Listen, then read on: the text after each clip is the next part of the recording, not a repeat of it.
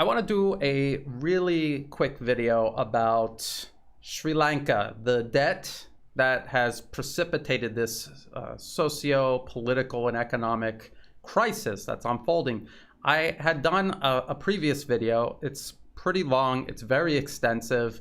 The link to it will be in the video description below, but I want to focus specifically on the Western media's claims that this crisis was actually caused by Chinese debt trap diplomacy. And an example of that is this ABC News article, China becomes wild card in Sri Lanka's debt crisis. And this is what ABC News is trying to convince the public. China says its initiative to build ports and other infrastructure across Asia and Africa, paid for with Chinese loans, will boost trade. But in a cautionary tale for borrowers, Sri Lanka's multi-billion-dollar debt to Beijing threatens to hinder efforts to resolve a financial crisis so severe that the Indian Ocean nation cannot import food or gasoline. Sri Lanka's struggle is extreme, but it reflects conditions across dozens of countries from South Pacific Islands through some of the poorest in Asia and Africa that have signed onto Chinese President Xi Jinping's Belt and Road Initiative.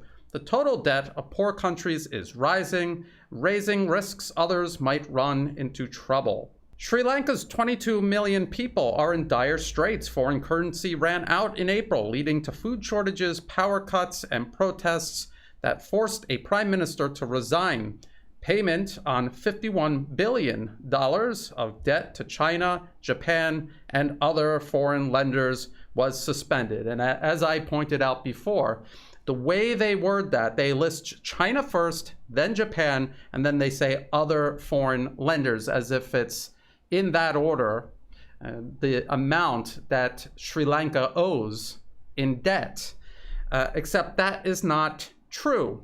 And this is the lie that the Western media is telling. They're trying to shift the blame on China when it's actually the West that holds most of Sri Lanka's debt.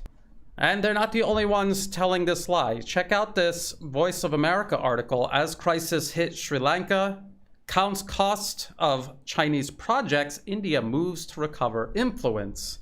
And the article claims India is also supporting Sri Lanka's bid to get a bailout from the International Monetary Fund and asked Japan to assist the country at a recent summit of the Quad, the group including India, Japan, the United States, and Australia that aims to contain China's growing power in the Indo-Pacific region. And I pointed out that it's these nations that Sri Lanka actually owes the majority of its debt to, the United States and Western financial institutions. And that isn't the Chinese government saying that. That's not Chinese state media saying that.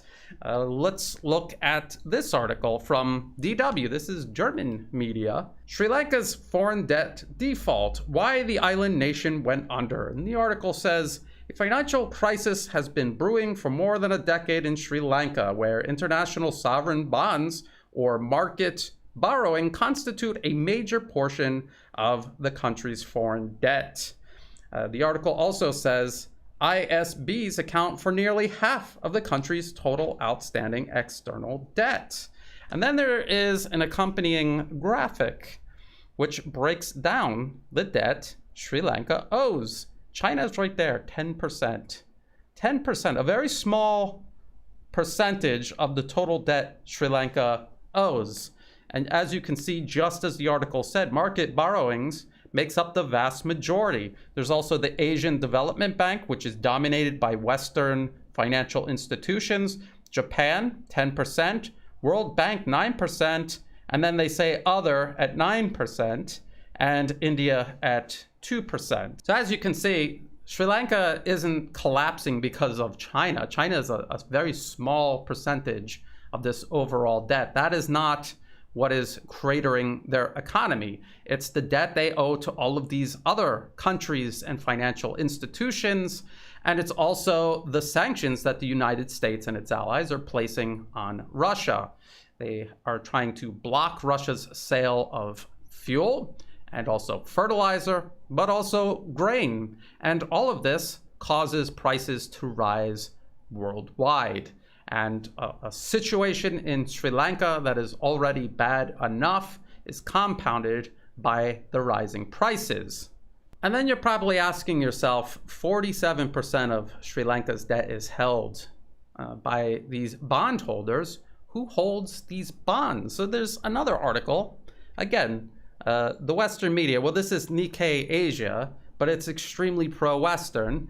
And the article is titled, Sri Lanka's international bondholders brace for a haircut. And it lists who these bondholders are. The top 20 ISB holders included BlackRock, Allianz, UBS, HSBC, JP Morgan, Chase, and Prudential. There were no Chinese banks listed there. There's other articles across the Western media that admit this fact. This is from The Diplomat. The Belt and Road in Sri Lanka, Beyond the Debt Trap Discussion. And the article says, China's investment in Sri Lanka is often portrayed as debt trap diplomacy. While it's true that China invested almost $12 billion between 2006 to 2019, a recent Chatham House report paints a more complex and nuanced picture. According to available data, Sri Lanka is not in a Chinese debt trap.